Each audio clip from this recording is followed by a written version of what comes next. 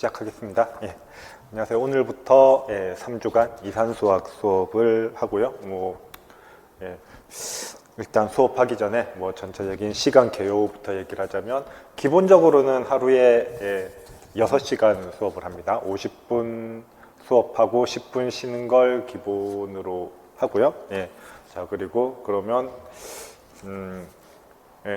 첫 시간은 당연히 확인학습이 없고요. 확인학습이 있으면 이제 6시쯤에 이제 끝나게끔 세팅이 되어 있는데, 일단 그래서 아무튼 수업하고 수업 끝나면 10분 쉬고 이제 그 다음에 다음 시간 수업을 할 거고요. 그리고 혹시 수업하다가 질문 있는 경우 그냥 그러니까 온라인으로 질문을 남길 경우는 다음 카페에서 심대원 전공수학 검색하시면 되고요. 그리고 그 다음에 수업 자료 같은 거, 필기 노트라든지 아니면 강의록 같은 것들은 수업 끝나면 방문각 자료실로 올라가게 될 겁니다. 기본적으로 이렇게 되고요.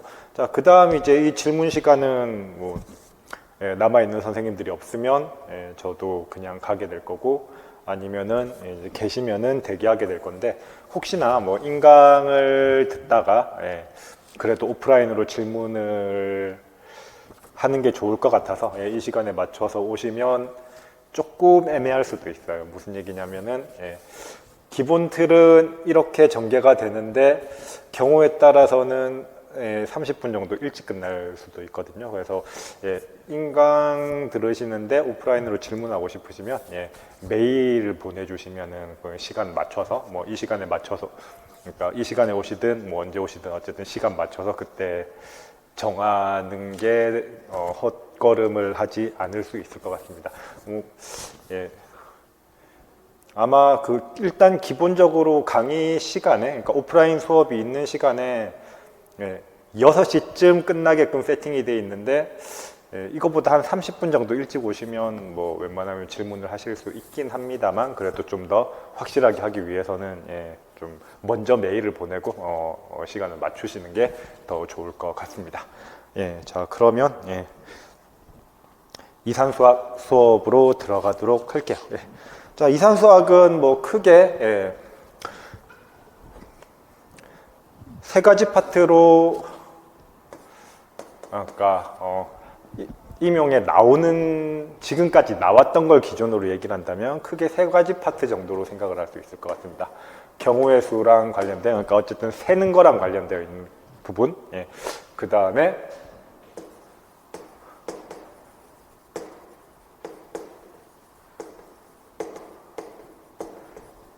점화식이나 생성함수에 대한 부분, 그리고 그래프에 대한 부분.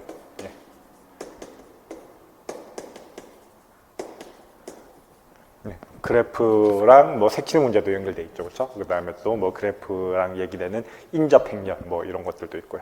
자, 그러면 꽤 옛날부터 나왔던 걸 세워 본다면은 당연히 똑같진 않겠지만 좀 얘네들의 파트가 적당히 비슷하게 나오긴 했습니다. 옛날부터 세팅을 하면. 근데 경우의 수는 진짜, 그러니까 2013년 이전에 객관식 시절이나 그 전에 그때 좀 많이 문제가 나왔었고요. 그리고 요즘에 나오는 거는 그래프, 특히 인접 행렬 관련되어 있는 그래프나 아니면 생성함수 쪽이 조금이 아니죠. 비중이 더 높은 것 같습니다. 자, 그래서 이 부분을 잘 공부하시면 좋고요. 근데 어쨌든 경우의 수도 과거에는 꽤 많이 물어봤고, 그리고 또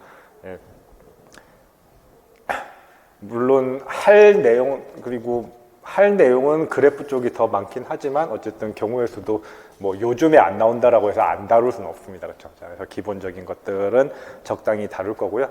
일단 이산수학 자체는 비중이 그렇게 높은 과목은 아니죠. 그렇죠? 매년 한 문제 출제되고요. 한 문제가 4점짜리로 출제되는 경우가 많긴 한데, 자, 근데 4점으로 책정이 되어 있지만 2점인 경우도 꽤 있습니다. 특히 이제 생성함수 문제가 조금 많이 나오는 편인데, 생성함수 같은 경우 특히 이제 뭐냐면 생성함수를 구하시오 하면 함수가 하나 나오는 거잖아요. 그렇죠? 그러면 함수니까 그 함수에 대해서 다른 걸 물어볼 수도 있습니다. 그렇죠? 해석하기랑 연결시킬 수도 있고 뭐 확률 통계랑도 연결시킬 수 있고 뭐 그런 식으로 다르게 연결시킬 수 있으니까 그래서 겉보기에는 이산수학 문제처럼 보이는데 이산수학 또 살짝 물어보고 다른 과목도 살짝 물어봐서 이산수학에 해당하는 거는 2점인 케이스도 가끔 있어요. 그래서 2 내지 4점 정도 매년 이 정도의 비중이 있다라고 생각을 하시면 되고요. 그러니까 그냥 딱 기본적인 것만 물어보는 어쨌든 문제수로는 한 문제 나오는 그 정도 과목이라고 생각을 할 수가 있죠. 그리고 또 지금까지 나온 패턴만 본다면은 그렇게 많은 걸 다룬 것도 아니기 때문에 수업은 3주로 잡았고요. 자, 그러면 일단 좀 신경 써야 될 거는 이 부분이랑 이 부분인데 뭐 생성함수 부분은 뭐 그렇게 문제가 어렵게 나오지는 않는 편이고요. 그래서 특히 이제 그래도 그래프 쪽은 개념이나 뭐 그런 것들은 어느 정도 알아줘야 되니까 좀 많이 공부하고 신경 써야 될 부분은 그래프 쪽이긴 하고요. 근데 오늘은 경우의 수를 중심으로 진도를 나가보도록 하겠습니다. 자, 그러면 경우의 수는 말 그대로 그냥 개수를 세는 거죠. 그렇죠? 자, 그래서 기본적으로는 순열 조합에 대한 얘기입니다.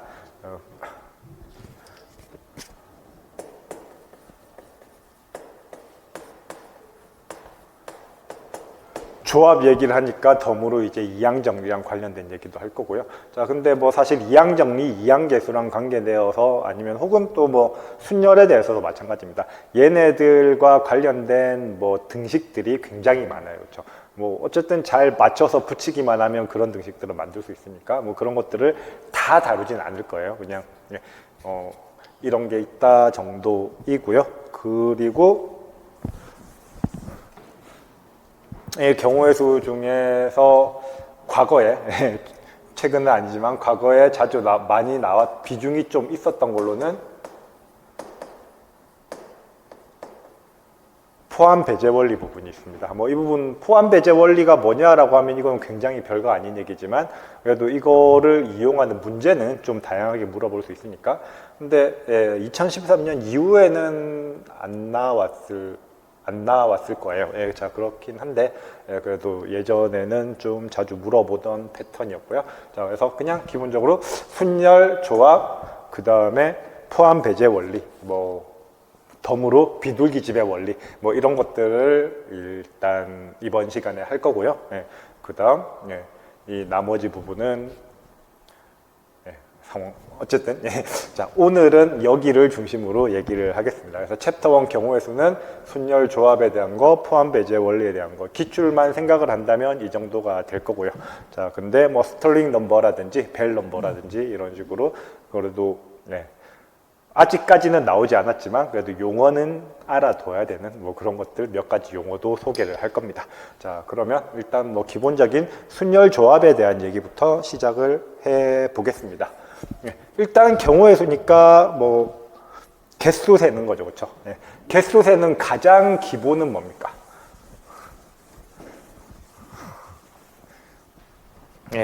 정리 1.1.1 곱의 원리부터 시작을 합니다. 자, 근데 강의록에는 없는데 합의 원리도 있습니다. 그렇죠? 개수를 센다는 건 뭐예요? 기본적으로 해당하는 파트들을 그냥 더하면 되는 겁니다. 그렇죠? 더하는 건데 그 덧셈이라는 게 일정한 규칙을 가지고 있으면 곱의 원리도 적용이 되는 거죠. 그렇죠?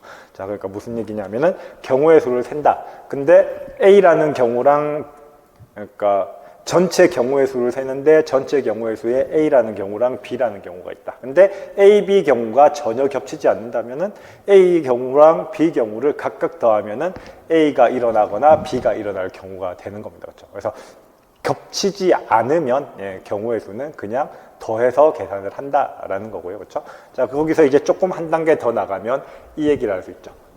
한 시행이 N 가지로 시행될 수 있고 그 다음에 다시 N1가지로 시행이 될 수 있고 그 다음에 다시 N2가지 방법으로 된다면은 그러면 두 개가 두 개가 같이 일어날 수 있는 방법은 N1 곱하기 N2가지가 된다라는 거죠. 무슨 얘기냐면은 뭐 조금 이따 순열하면서 얘기를 해보도록 할게요. 네.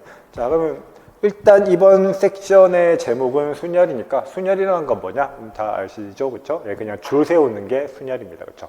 뭐 3명의 대상이 있다. 그러면 3명을 줄 세울 수 있는 방법의 수. 1, 2, 3이 있다. 그러면 1, 2, 3, 1, 3, 2, 2, 1, 3, 2, 3, 1, 3, 1, 2, 3, 2 이렇게 줄 세울 수 있는 방법의 수가 순열입니다. 그렇죠? 자, 근데 3명의 대상을 꼭 3줄로 세울 필요는 없고 n명의 대상이 있으면 그 중에 r명만 선택을 해서 줄을 세우는 방법의 수, 그거를 순열이라고 하죠. 그렇죠? 그래서 전체 대상이 있고 그 중에서 줄 세울 수 있는 대상이 있으면 그 줄 세울 수 있는 대상을 어떻게 배열할 수 있는가, 그 배열할 수 있는 가지수를 생각을 하는 걸 순열이라고 합니다. 그렇죠? 그러니까 순열은 그냥 배열 그 자체를 얘기를 하는 거고, 우리가 하고 싶은 거는 이 순열의 가지수에 대한 얘기를 하고 싶은 겁니다. 그렇죠? 그래서 순열의 가지수는 뭐 잘 많이 쓰다시피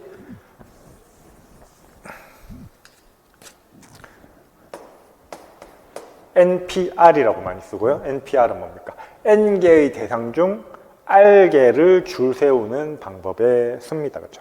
자, 그래서 그러면 n개의 대상 중 r개를 줄 세우는 방법의 수는 어떻게 됩니까? r개를 줄 세우니까 줄을 세우면 배열을 하면 첫 번째 선택되는 대상이 있을 거고 두 번째, 세 번째, 네 번째에서 r번째 선택되는 대상이 있을 겁니다. 그렇죠? 자, 그럼 경우의 수가 어떻게 되냐라는 거죠. n개의 대상을 그냥 말 그대로 넘버링 숫자로 1, 2, 3, n이라고 한다면 n개의 대상을 줄을 세운다. 그러면 첫 번째 줄에 올 수 있는 대상은 뭐가 있습니까? 자, 그래서 이거는 줄의 몇 번째냐를 의미하는 거고요. 예, 자, 그 다음에 대상에 대해서 얘기를 한다면은 첫 번째 줄에 나올 수 있는 대상은 1이 될 수도 있고 2가 될 수도 있고 3이 될 수도 있고 4가 될 수도 있습니다. 그렇죠? 뭐 그래서 n까지 총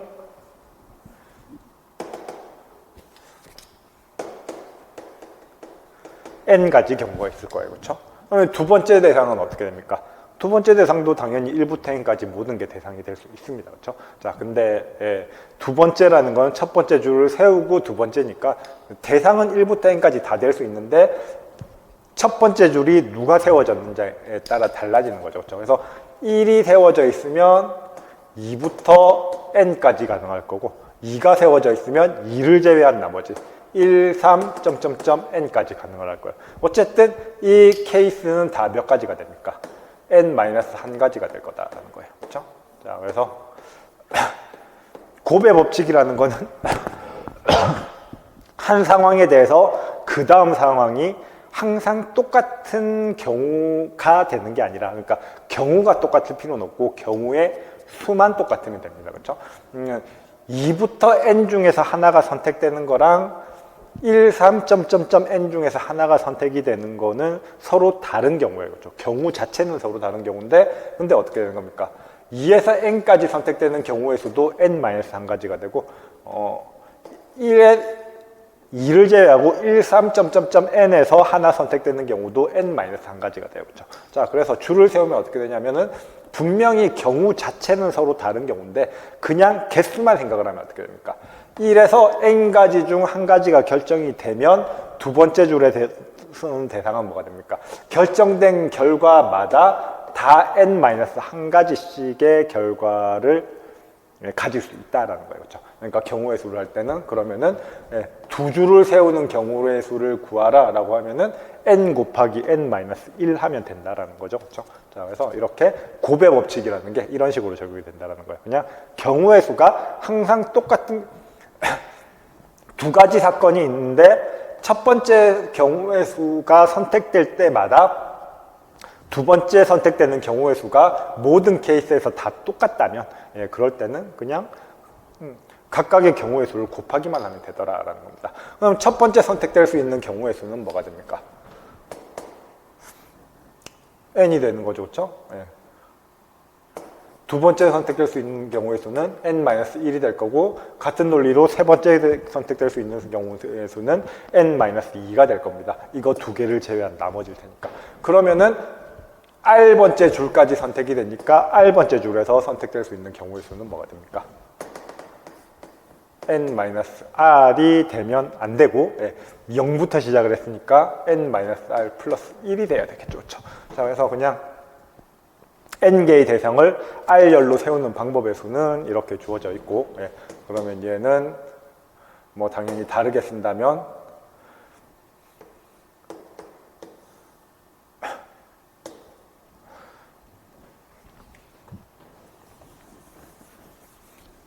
N-R 플러스 1이니까 N-R 팩토리얼 분의 N 팩토리얼이다 이렇게 쓸 수 있겠죠. 뭐 순열은 다 알고 있는 거니까 뭐 뻔히 얘기할 수 있는데 자, 곱의 법칙이랑 연관시켜서 설명을 한다고 조금 길게 설명을 했습니다. 어쨌든 순열에 대한 식은 다 알고 있죠. 그렇죠? N개 중 R을 배열할 수 있는 경우의 수는 이렇게 주어진다 라고 얘기를 할 수 있겠습니다. 자, 그러면 이그젬플 1.1.1 볼게요. 반장, 부반장, 총무를 뽑을 수 있는 경우의 수를 구하시오. 뭐 그냥 나왔으니까 예의상 낸 문제입니다. 뻔하죠, 그렇죠?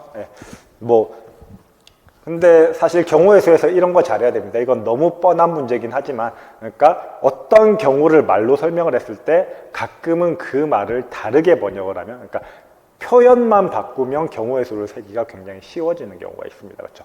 그래서 그런 것들을 잘하면 경우의 수 문제 풀기가 좋고요. 뭐 아니면 뭐 어쩔 수 없이 열심히 세야 되는 거고요. 어쨌든 반장, 부반장, 총무라는 얘기는 그냥 세 명을 줄 세우면 첫 번째 줄에 들어가고 두 번째 줄에 들어가고 세 번째 줄에 들어가는 사람이 세 명이 결정이 되는 거랑 반장, 부반장, 총무가 각각 결정이 되는 거랑 완전히 똑같은 얘기죠. 그렇죠? 어쨌든 세 명을 구분해서 하나, 둘, 셋 따지는 거니까. 그렇죠? 그래서 줄 세웠을 때 첫 번째 줄을 세우는 사람을 반장, 두 번째 줄에 서는 사람을 부반장, 세 번째 줄에 서는 사람을 총무라고 대응을 시켜버리면 그냥 30명 중 20명이군요. 20명 중 3명을 줄 세우는 방법의 수나 20명 중 반장, 부반장, 총무를 뽑는 방법의 수는 정확히 똑같을 거예요. 그렇죠? 그래서 20명 중 반장, 부반장, 총무를 뽑아라 라고 한다면은 그냥 20명 중 줄 세우는 방법의 수 3명을 줄 세우는 방법의 수랑 정확히 똑같다라는 겁니다. 자, 그럼 얘는 방금 했듯이 20 곱하기 19 곱하기 18이 될 거고 계산을 하면 6840이라는 결과가 나옵니다. 뭐 그냥 하시면 되고요. 네.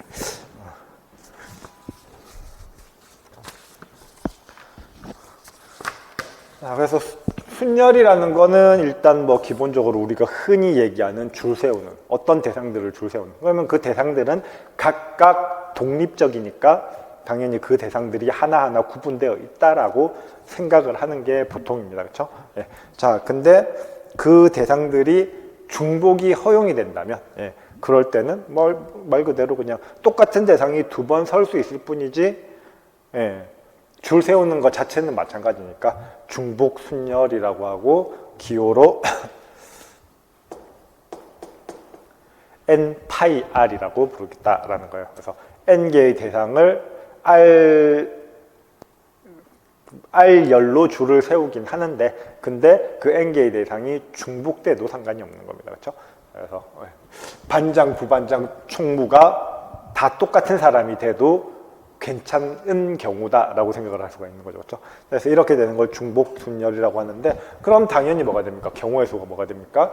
여기에 1이 선택이 되었더라도 여기에 또 1이 선택이 될 수 있는 거니까 각 줄에서 올 수 있는 경우의 수가 다 n이 되는 거예요. 그렇죠? 그래서 선택될 때마다 1번에서 누가 선택이 그러니까 첫 번째 열에 올 수 있는 대상은 n명이 되는 거고 두 번째 열에 올 수 있는 대상도 1번의 선택과 상관없이 n명이 되는 거고 세 번째도 n명이 되는 거니까 곱의 법칙에 의하면 그냥 n의 r승이 될 겁니다. 그렇죠? 그래서 이거는 뭐 n을 r번 곱한 거 n의 r승이 된다라는 건 당연한 얘기가 되는 거고요. 자, 그러면 이그젬플 1.1.2 보도록 하겠습니다.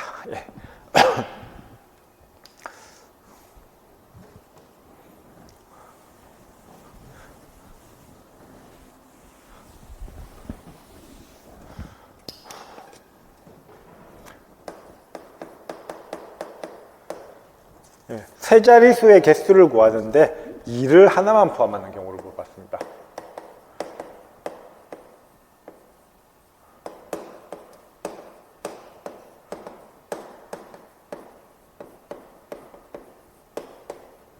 네, 2를 하나만 포함하는 세 자릿수. 뭐 그럼 간단하죠, 그렇죠? 2가 첫째 자리에 있거나 둘째 자리에 있거나 셋째 자리에 있거나. 자, 근데 2가 첫째 자리에 있는 거랑 2가 둘째 자리에 있는 케이스는 겹칠 수가 없습니다. 그렇죠? 뭐 예를 들어서 213이랑 2가 둘째 자리에 있는 뭐 2에 뭐랑 얘네들은 겹칠 수가 없다라는 겁니다. 그렇죠? 자, 왜냐하면 2를 하나만 포함하기 때문에 그렇습니다. 그렇죠? 자, 만약에 2를 두 개 포함하게 된다면은 2, 2, 3이라는 거는 처음에 2를 포함할 때도 3개 될 테고 2, 2, 3이라는 건 두 번째 걸 2를 포함할 때도 3개 될 텐데 하나만 포함하는 경우라고 했으니까 뭐 당연히 겹칠 일이 없어요. 그렇죠? 아까 얘기했듯이 겹칠 일이 없으면 경우의 수는 그냥 더하면 되는 겁니다. 자, 그러면은 2가 각각 어디에 들어가 있는지 체크를 하면 되겠죠. 그렇죠? 100의 자리에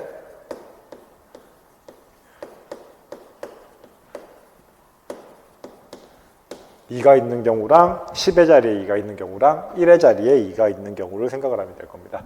자, 그럼 얘는 2랑 무언가가 있는 숫자가 되면 됩니다. 근데 자리 숫자니까 당연히 뭐가 되는 겁니까? 가질 수 있는 숫자는 0에서부터 9까지 10가지의 숫자가 있습니다. 그렇죠? 근데 2를 하나만 포함한다라고 했으니까 0에서 9 중에서도 2도 포함하면 안 돼요. 그러니까 각 케이스마다 몇 개의 가능성이 있는 겁니까? 10개가 아니라 9개의 가능성이 있는 거죠. 그렇죠? 자, 그래서 9개의 가능성이 있으니까 9 곱하기 9, 81가지가 있다라고 얘기를 할 수가 있습니다. 그럼 마찬가지로 10의 자리에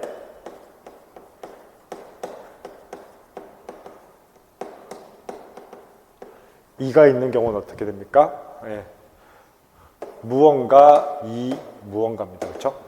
자, 그러면은 역시 마찬가지로 여기에 2가 들어가면 안 되니까 9 곱하기 9인가요? 문제에서 세 자릿수라고 했죠. 그렇죠? 자, 그래서 경우의 수를 셀 때는 이런 것들만 잘 체크하시면 됩니다. 물론 이제 경우의 수 마음 먹고 어렵게 내면 굉장히 어렵게 나올 수도 있겠지만 어쨌든 이런 간단한 케이스에서는 세 자릿수라고 했으니까 세 자릿수는 뭐예요? 여기에 0이 들어가면 세 자리가 아니잖아요. 그렇죠? 자, 그래서 여기는 0도 배제가 되어야 되기 때문에 2도 안 되고 0도 안 되기 때문에 8가지 숫자가 들어가게 될 거고 여기는 2만 아니면 다 상관이 없으니까 9가지 숫자가 들어가게 될 거예요. 그렇죠? 자, 그래서 8 곱하기 9 해서 72가지 경우의 수가 있을 거다라는 얘기를 할 수가 있습니다. 뭐 3번은 마찬가지죠. 그렇죠? 1의 자리에 있는 경우는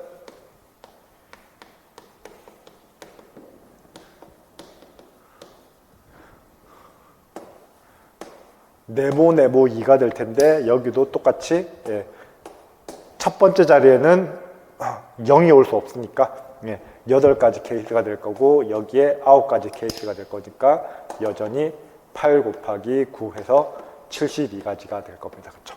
그러면 아까 얘기했듯이 2가 100의 자리에 있냐 10의 자리에 있냐 1의 자리에 있냐에 따라서 얘네들이 중복되는 케이스는 하나도 없을 테니까 그냥 순수하게 더하기만 하면 됩니다. 그렇죠? 그래서 총 경우의 수는 81 플러스 72 플러스 72가 될 거고요. 그렇죠? 계산하시면 225가 나옵니다.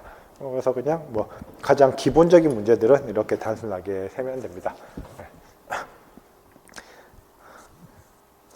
개념을 잡는 시간이니까 그렇게 복잡한 건 다루지 않을 거고요. 특히 이제 처음 시작이니까 기본적인 얘기만 해보겠습니다. 이그젠플 1.1.3이고요. 알파벳을 일렬로 나열할 때 경우의 수를 구하시오.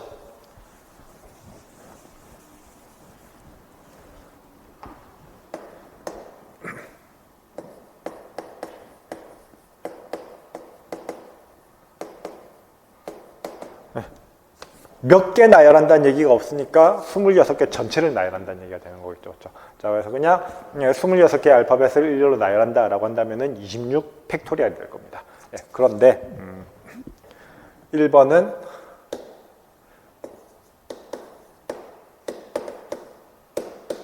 A, I, O, U가 모음 5개가 항상 붙어 있는 경우.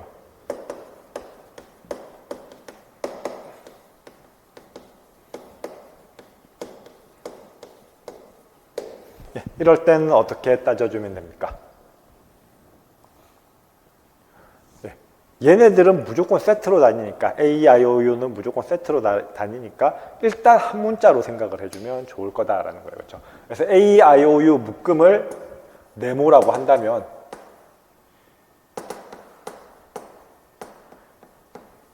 결국 이거는 뭐냐면은 A, I, O, U를 빼면은 21개의 그렇죠? 그래서 21개의 알파벳과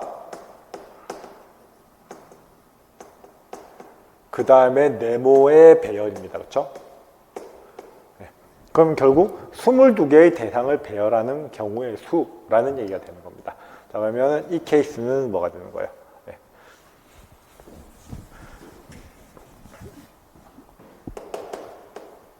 (22) 팩토리얼이 되겠죠. 자, 근데 20 이렇게 세팅이 되면은 뭐 예를 들어서 A 네모 B, C, D 이렇게 주어져 있다. 뭐 그 다음에 이제 나머지도 다 배열이 되어 있다라고 하면 뭐가 됩니까? 이 네모는 사실 A, I, O, U의 묶음을 네모라고 했기 때문에 얘가 될 수 있는 건 뭡니까? 예. 붙어 있기만 하면 된다라고 했지 붙어 있는 게 꼭 A, I, O, U 순서대로 붙어 있을 필요는 없다라고 했어요. 그렇죠? 그래서 얘가 A, I, O, U가 될 수도 있고 E, I, A, O, U가 될 수도 있고 뭐 U, O, I, E, A가 될 수도 있습니다. 그렇죠? 그래서 이런 케이스들을 다 따져줘야 될 거예요. 그렇죠? 그래서 네모가 결정될 때마다 뭐가 되는 겁니까? 이 네모의 순서 배열의 개수만큼의 경우의 수가 생긴다라는 거예요. 그렇죠? 그럼 이 경우의 수는 뭡니까? 그냥 5개의 문자를 나열하는 거니까 5팩토리얼이라는 경우가 될 겁니다. 그렇죠? 자, 그래서 이렇게 주어지니까 21개의 알파벳과 네모를 배열하는 경우의 수가 22 팩토리얼이 될 거고요. 그렇죠? 자, 그 다음에 네모 묶음에 A, I, O, U를 배열하는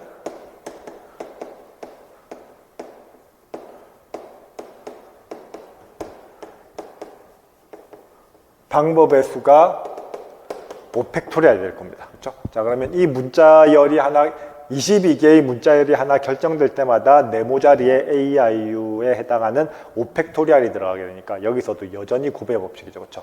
자, 그래서 곱의 법칙을 적용하면 22팩토리얼 곱하기 5팩토리얼 가지의 경우의 수를 가진다라고 얘기를 할 수가 있습니다. 그렇죠? 뭐 이거 계산까지 요구하는 건 아니고요. 자, 아무튼 이렇게 얘기를 해줄 수 있습니다. 자, 그러면 두 번째는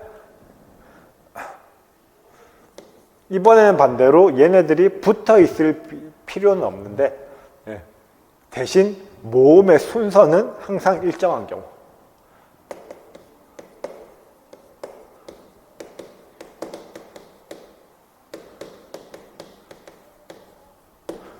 모음의 순서가 A, I, O, U인 경우.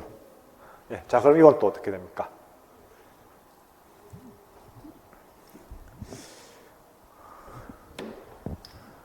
모음, 그냥 모음이냐 아니냐가 중요하지 모음의 대상이 뭐가 되느냐는 중요하지 않습니다. 그렇죠? 이거 조금 애매하게 얘기를 한 건데, 그러니까 쉽게 얘기해서 이 상황이라고 볼게요. 이 상황이라고 보면은 여기서 죄송합니다. 여기에 A가 들어가면 안 되네요. A는 여기 네모 그룹 안에 있는 거니까 뭐 F, 네모, B, C, D 이런 상황이 있다라고 해보겠습니다. 그럼 여기서 생길 수 있는 게 이 상황이라면 F, A, E, I, O, U, B, C, D가 될 수도 있고 F, E, I, A, O, U, B, C, D가 될 수도 있습니다. 그렇죠? 자, 근데 여기서 뭐가 되는 겁니까? 이 녀석은 해당하지 않는다라는 거예요. 그렇죠? 자, 왜냐하면 순서가 A, I, O, U만 세고 싶은 거니까. 자, 근데 순서가 A, I, O, U인 것들은 뭐가 됩니까? 어떤 배열이 주어지기만 하면 일단 주어진 뭐 예를 들어서 A, B, E, I, D, O, F, U 이런 식으로 되어 있다. 그러면은 사실 이 A, E, I, O, U 그러니까 전체 알파벳 배열에서는 A, E, I, O, U 자리에 어떤 모음, 다른 모음이 들어가면은 각각 다르게 세워줘야 되는데 여기서 뭐가 됩니까? 이 순서가 틀어지면 그건 이제 우리가 세는 거에서 제외가 되는 거예요. 근데 그 제외되는 게 항상 몇 가지가 있습니까? 나머지 자음의 배열이 똑같고 모음에서 위치만 바뀌는 경우라면 방금 했던 5팩토리알 가지가 있는 거잖아요. 그렇죠? 이 5팩토리알 가지 중에서 우리가 셀 수 있는 거, 세는 의미가 있는 건 뭐밖에 없습니까? 딱 한 가지밖에 없는 거죠. 그래서 5팩토리알 개마다 하나씩만 셀 거예요. 그러면 전체는 26팩토리알이니까, 그렇죠? 네.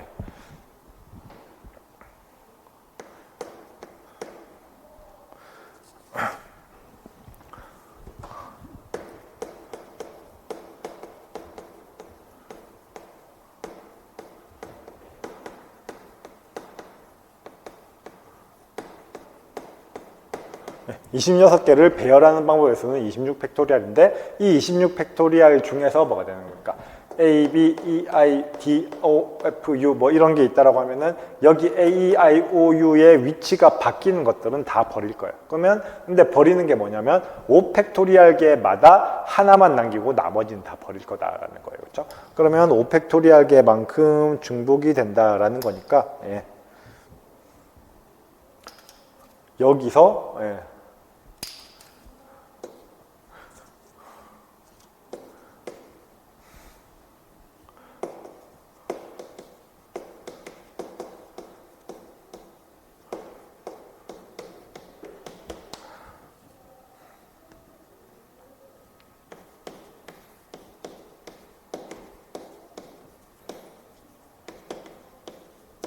문제 틀에 정확히 맞춘다면 이렇게 표현을 해야 될 거고요. 그래서 배열한 것 중에서 모음을 배열하는 방법들, 모음이 다르게 배열되는 것들은 다 버리고 하나만 가질 거니까 이렇게 써줘야 될 거고요. 근데 다르게 해석을 한다면 그냥 모음 자리에 네모라고 넣고 이 배열의 틀만 맞으면 그냥 다 똑같은 걸로 보면 되는 겁니다. 그렇죠? 그래서 모든 모음을 똑같은 걸로 본다라고 생각을 하더라도 지장이 없는 거예요. 그렇죠? 그러면 모든 모음을 똑같은 걸로 본다라는 얘기는 결국 이 26팩토리알 중에서 5팩토리알만큼의 중복이 있다라는 얘기가 되는 거죠. 그렇죠? 그래서 경우의 수는 26팩토리알을 5팩토리알로 나누면 되더라라는 겁니다. 그렇죠? 자, 그래서 이런 식으로 경우의 수를 따져주면 된다라는 거고요. 예.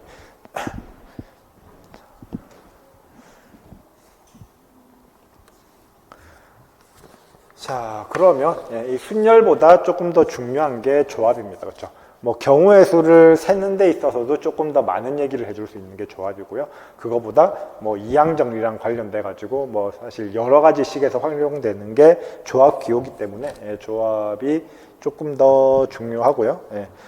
일단 뭐 조합의 정의 자체는 별거 아니에요. 그렇죠? N개에서 R개를 선택하는 걸 조합이다라고 얘기를 합니다. 그래서 N개에서 R개를 선택하는 거. NCR이라고 뭐 고등학교 때까지는 많이 썼고요. 대학 교재에서는 NCR을 쓰기도 하지만 그냥 N 출제 R 이렇게 행렬기호 비슷하게 이렇게 쓰기도 합니다. 자, 아무튼 얘네들은 뭐냐면은 N개 중 R개를 선택하는 방법에서예요. 그러니까 배열까지는 할 필요가 없는 겁니다. 그렇죠? 자, 그러면 그건 결국 뭐가 되는 겁니까? 방금 했던 얘기랑 연결시킬 수도 있겠지만 뭐 그냥 순열을 기준으로 볼게요. NPR이라는 건 뭡니까? N개 중 R개를 배열하는 방법에서예요. 그렇죠?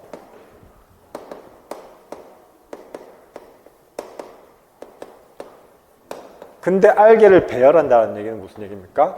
R개를 배열한다는 거는 R개를 선택하고 그 선택한 R개를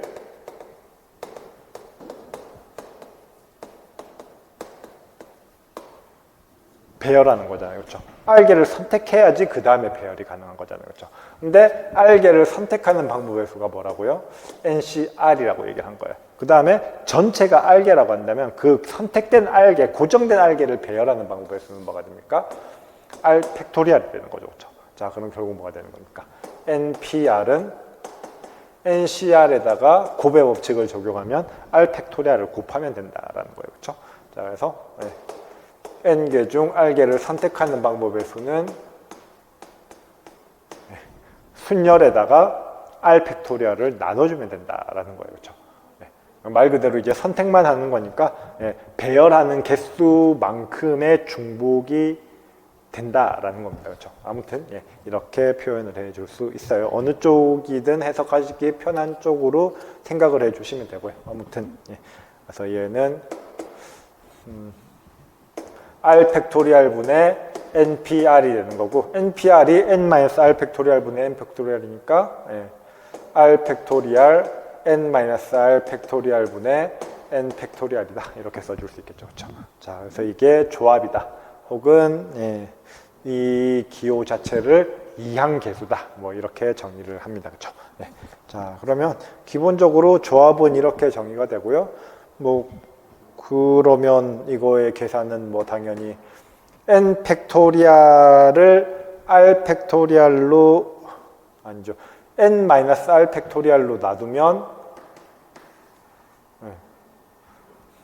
정확하게 이해가 나오는 거니까 N에 N-1, N-R 플러스 1이 나오는 거니까 여기에다가 R 팩토리얼을 나눠준 거다. 뭐 이렇게 계산하시면 되고요. 뭐 사실 뭐 계산식은 다 아는 얘기죠. 그렇죠? 이거는 뭐 그냥 뭐 이런 게 있다 소개하는 정도인 거고요. 자, 그러면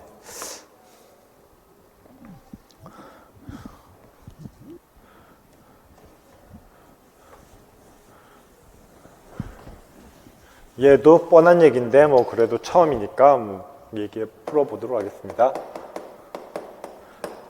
A를 1부터 10까지의 자연수들의 집합이다 라고 얘기를 하겠습니다. 그랬을 때 원소 두 개인 A의 부분 집합의 개수를 구하시오.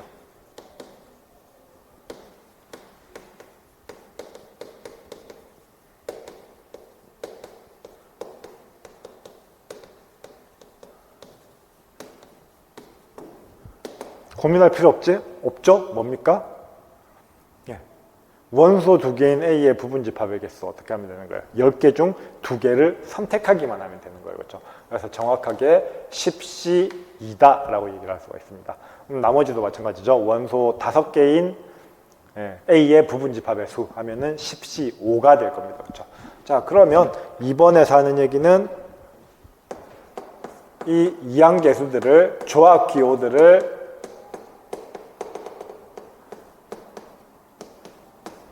(0에서부터) n까지, 여기선 10이죠. 그렇죠? 0에서부터 10까지 다 더하면 그 결과는 2의 n승이 됨을 보여라 라고 얘기를 했습니다. 뭐 그냥 설명만 할게요. 어떻게 되는 겁니까? 10C 제로라는 거는 그냥 공집합의 수가 되는 거고, 얘는 원소 하나인 부분집합의 개수가 되는 거고,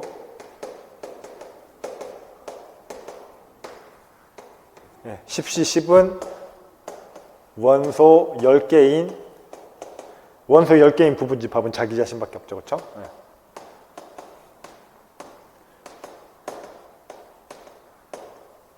부분집합 개수가 되는 겁니다. 그럼 결국 뭐가 되는 거예요? 원소 0개부터 원소 10개까지의 부분집합의 개수를 다 더한 거예요. 근데 당연히 A의 부분집합들은 뭐가 됩니까? 원소가 없거나 하나거나 2개거나 해서 10개거나, 이 케이스를 벗어날 수는 없어요. 그렇죠? 그리고 또 이 케이스끼리는 서로 겹치지 않습니다. 그러니까 결과적으로 얘네들을 다 더한 게 결국에는 뭐가 됩니까? A의 모든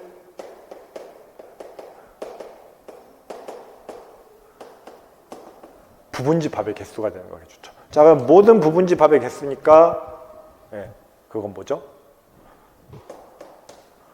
정확하게 2n승이 되죠. 자, 모든 부분집합의 개수가 왜 2n승입니까?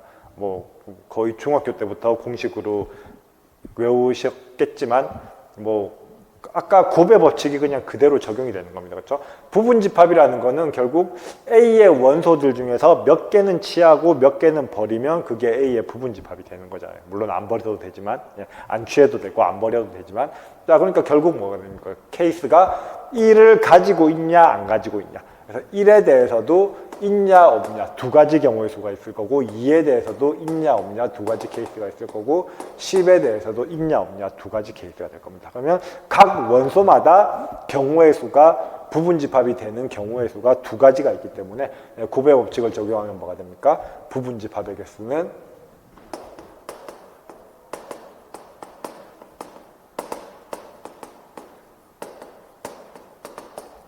정확하게 2의 n승이 되는 거죠. 그렇죠? 자, 그래서 얘네들은 결국 원소 K인 부분집합들의 개수들을 다 더한 거니까 전체 부분집합의 개수가 돼서 정확하게 2의 n승이 된다라고 얘기를 할 수가 있는 거죠. 네.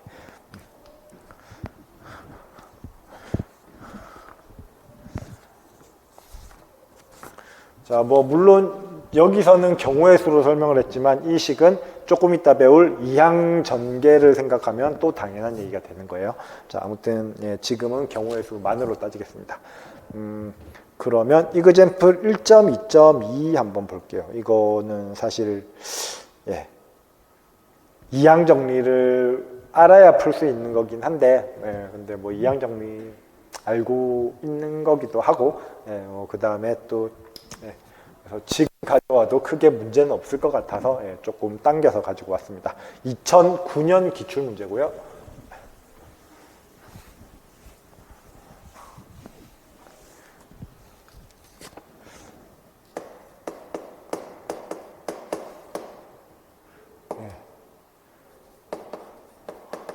뭐가 됐든 어쨌든 5명이 있고요. 우리는 숫자가 중요한 거니까. 이 5명이 이제 테스트를 통과를 할 겁니다. 그렇죠? 1차랑 2차 테스트를 통과를 하는데 1차 테스트를 통과한 애들만 2차 테스트에 응시할 수 있다, 도전할 수 있다라고 얘기를 했습니다. 자, 그랬을 때 그러면은 S를 1차 통과자들의 집합,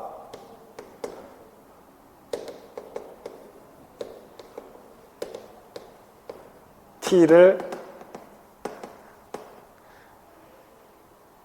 2차 통과자들의 집합이다 라고 했을 때 가능한 ST의 경우의 수를 모두 구하시오 라는 겁니다. 그렇죠?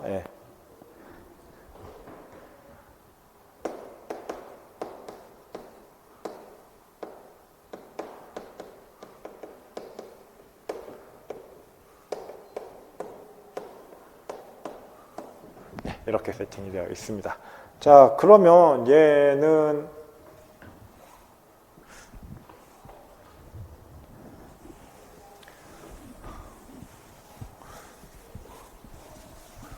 어떻게 생각하면 됩니까? 말 그대로 1차가 결정이 되면 거기에 따라서 2차가 결정이 됩니다.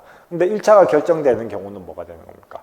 가능한 모든 경우니까 5명이 있으면 그 5명 중에서 통과를 안 할 수도 있고 1명 할 수도 있고 2명 할 수도 있고 5명 할 수도 있습니다. 그렇죠?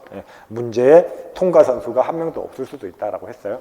그래서 그냥 결국 이제 S라는 거는 그냥 5명 중 통과자를 선택하는 방법을 쓴 거예요. 그렇죠? 그래서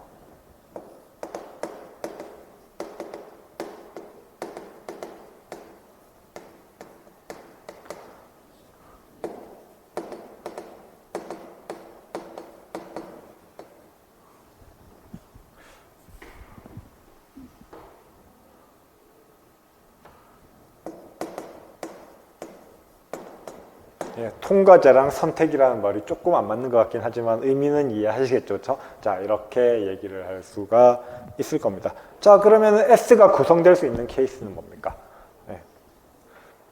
결국 통과자 몇 명이 구성되느냐에 의해서 결정이 되는 거죠. 그렇죠? S가 만약에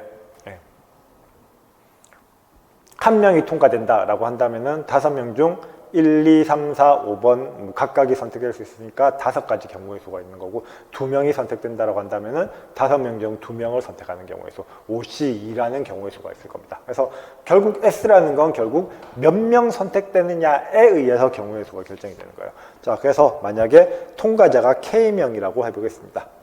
1차 통과자가 K명이라고 하면은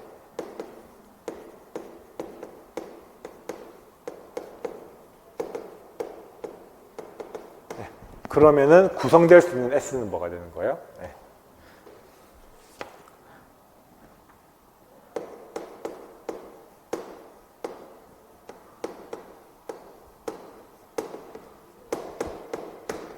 OCK가 되겠죠. 그렇죠?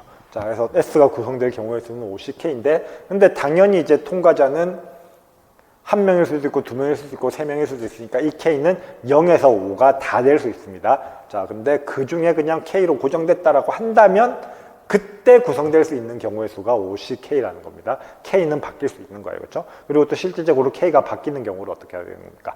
다 더해야 되는 거죠. 그렇죠? 자, 근데 우리가 세팅해야 될 거는 S뿐만이 아니라 T도 세팅을 해야 되니까 일단 K로 고정을 한 거예요. 그렇죠? 그러면 T가 구성될 경우의 수는 어떻게 됩니까? 일단 K가 세팅이 되면은 K명 중 또 통과자를 선택을 해야 되는 거예요. 그러면 이 과정을 반복하는 거죠. 그렇죠? 5명 중 통과자를 선택하는 경우의 수는 통과자가 0명일 경우, 1명일 경우, 2명일 경우, 3명, 4명, 5명일 경우를 다 따져줘야 된다고 했습니다. 그러면 1차 통과자가 K명이면 어떻게 됩니까? T가 구성, 2차 통과자도 역시 마찬가지로 0부터 K까지의 통과자가 있는 경우를 다 따져줘야 되는 거예요. 그렇죠? 자, 그래서 그때 구성될 수 있는 경우의 수는 KC0부터 KC1, KCK까지의 합으로 결정이 될 거다라는 거예요. 그러면은 K가 결정될 때마다 이만큼으로 결정이 되는 거니까 전체 경우의 수, ST가 구성될 수 있는 경우의 수는 어떻게 되는 겁니까? 그냥 순수하게 얘네 둘을 곱하면 되겠죠. 그렇죠? 자, 그래서 이렇게 주어지니까 S와 T가 동시에 구성되는 경우의 수는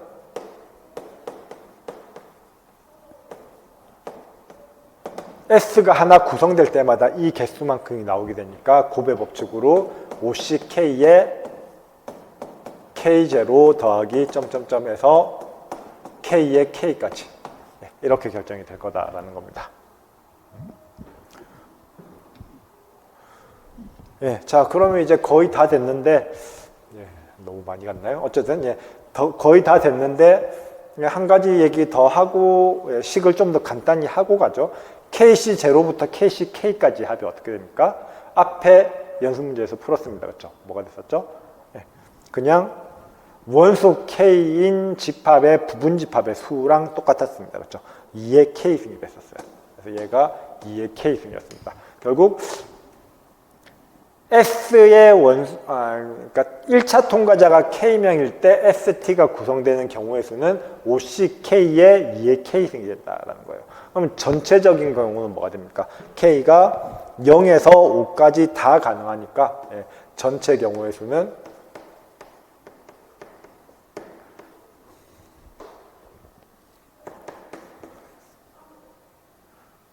K가 0에서 5까지 저기에 주어진 대로 OCK의 2의 K승이다. 이렇게 써줄 수가 있겠네요. 자, 이렇게 표현을 할 수 있습니다. 자, 근데 또 이 녀석은 뭐가 됩니까? 그래서 이 부분은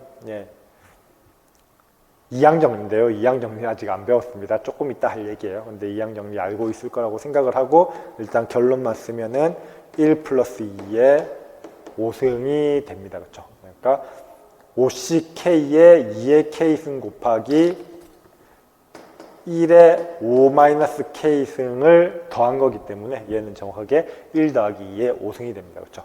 그래서 이 부분 지금 뭐 알고 계시겠지만 혹시 지금 모르신다고 하면은 조금 이따 할 1.3.1의 정리 1.3.1의 이항 정리 때문에 되는 겁니다. 어쨌든 그래서 3의 5승이라는 간단한 계산 결과가 나오게 됩니다. 50분. 예, 그러면 이제 뭐 조합이라는 거, NCR이라는 거 뭐 계산 자체는 되게 간단하고요. 그 다음에 이항 정리에 많이 적용이 되긴 하는데 뭐 이항 정리도 복잡할 건 없어요. 그렇죠?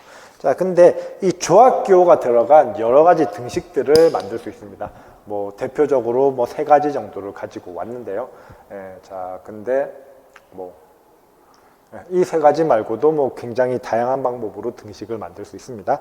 여기에 대한 얘기를 할 건데 이 얘기를 10분 쉬었다가 다음 시간에 이어서 하도록 하겠습니다. 그래서 조합에 대한 식으로 만들어진 등식들 이런 것들은 어떻게 확인하는지 거기에 대한 얘기 다음 시간에 하도록 하겠습니다.